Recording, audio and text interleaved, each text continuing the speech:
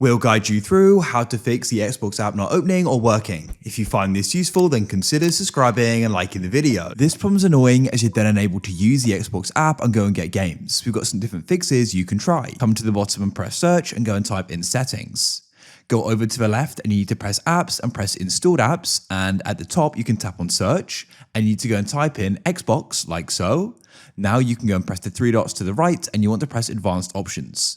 Scroll down and you want to go and press terminate, then you want to go and press repair. When that's ran through, you then want to go and press reset and confirm your decision. When it's complete, you want to try opening it. If that doesn't work, then what you need to do is press search at the bottom, go and type in PowerShell like so, right click on it and press run as administrator. Go into the description of this video and you want to copy the line command 1, then you can right click to paste it in and press enter, let this run. Next, copy command 2 from the description and you can then paste it in here and press enter, let it run. Gaming services should open up and you want to go and press get. It's now installed and you can close it. Now what you want to do is go and restart your computer by pressing the Windows button, the power button and restart.